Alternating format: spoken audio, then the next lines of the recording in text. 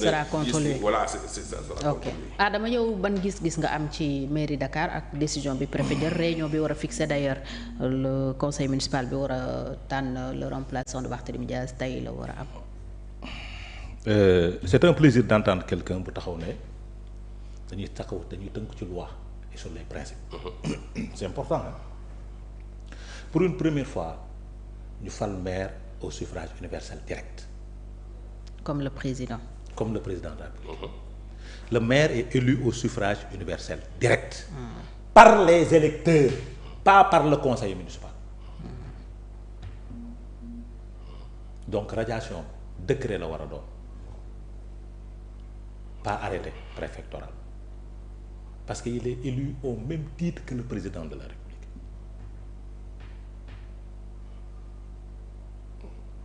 Donc aujourd'hui, dire que la mairie de Dakar n'a pas de maire, c'est violer les textes qui régissent les codes de collectivité territoriale. li fi ne mooy beneen mbir balaa ñuy àgg ci loolu mooy le maire le concerné le principal concerné def na recours au niveau de la Cour suprême. Pourquoi se presser? mais le bon fonctionnement de la municipalité. mais ñu ne ce recours n'est pas suspensif. waaw mais le bon fonctionnement de la municipalité. Pourtant en période d'inondation présentement la ville de Dakar est en train de fonctionner normalement. Il est au chevet des populations de Dakar. ci naka c'est pas madame le maire qui gère si c'est madame le maire qui gère mooy doxal mooy lànkal. Pourquoi se presser? C'est une question. Ngeen fal maire ñu fal bureau municipal ñu fal maire bu bees nag ñu fal ko bu bees. Le recours le Cour suprême jox dëgg Barthélémy Dias. Qu'est-ce que vous allez faire? Qu'est-ce qu'ils vont faire? Les gens qui se sont précipités. pour tabb keneen. La Cour suprême mën naa jox dëgg Barthélémy Dias. mais kañ la recours boobu di génn aussi. xam nga nag le temps de la justice ministre wax nañu ko. n'est pas le temps du suñu temps ñun.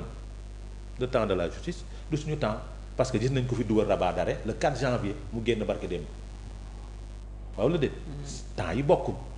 Aujourd'hui il y a pas parce que mairie bi taxawul mi ngi dox. Les réunions des conseils municipaux les réunions de conseil municipal sont convoquées.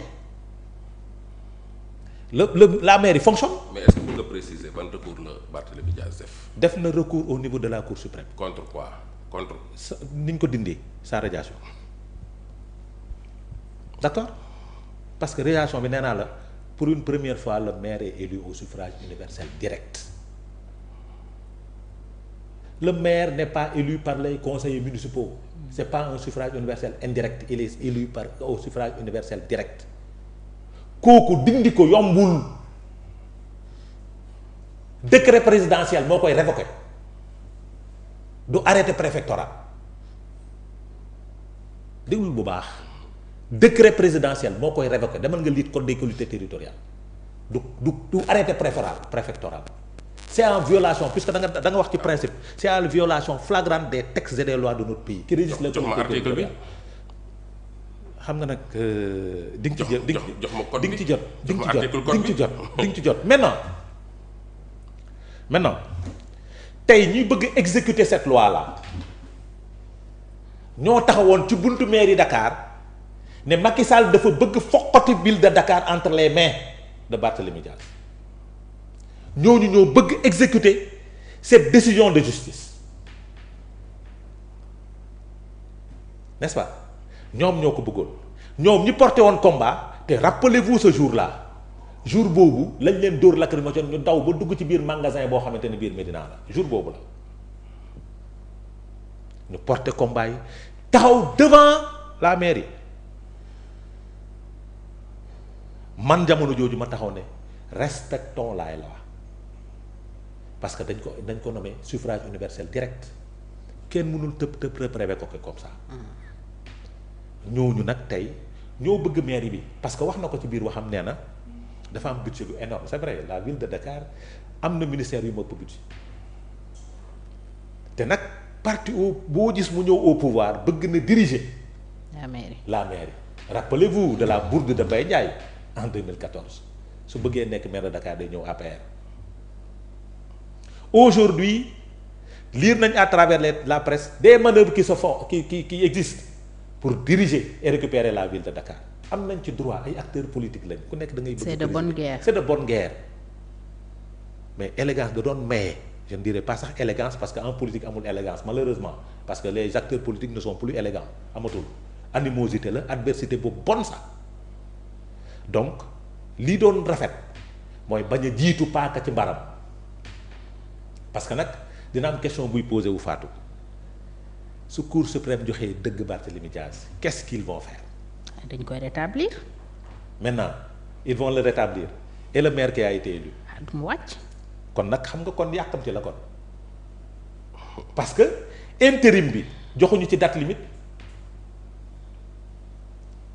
est-ce que dañ joxe date limite pour l'intérim joxuñu ci date limite donc puisque recours am na même si ce recours n'est pas suspensif war nañ mun a parce que Barthélémy Diaz li ma wax fii sànq Cour suprême da koy jox dëgg da koy jox dëgg da koy rétablir dans ses droits pour la mairie de Dakar députation moom ñàkk na ko mais pour la mairie de Dakar da koy rétablir dans ses droits parce que il est élu au suffrage universel direct comme tous les autres maires donc révoquer leen du yomb mën nañ def pexe nag parce que li ci gën a jaaxal nit ñi mooy préfet bu demander l'installation du nouveau maire c'est son adjoint qui avait signé sa révocation. L'adjoint du préfet. L'adjoint du préfet qui avait signé sa révocation.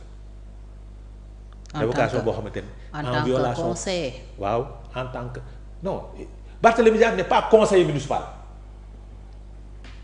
Il n'est pas conseiller avant d'être maire. Si, non c'est le conseil qui a été attaqué par. J'ai dit defal ndànk defal ndànk Dakar. defal ndànk loolu tax ma ne la dañoo juum sur les textes Barthélémy Diaz est élu directement maire directement il n'a pas été élu conseiller municipal avant d'être élu maire il est élu directement maire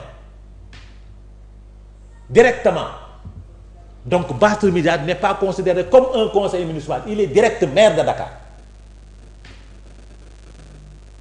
bokkul article yi muy utilisé c'est parce que Barthélémy Diaz est élu maire et élu conseiller d'abord avant d'être élu direct maire de Dakar fii xam nga suñu bëggee wax dëgg xam nga lan la jaay doole pour récupérer la mairie de Dakar article yi ñu interrogé ci code électoral c'est parce que ils ont considéré Barthélémy Diaz conseiller municipal te Barthélémy Diaz n'est pas élu conseiller municipal il est élu maire. D'accord. dafa am différence il y a une grande différence entre être élu conseiller municipal et être élu maire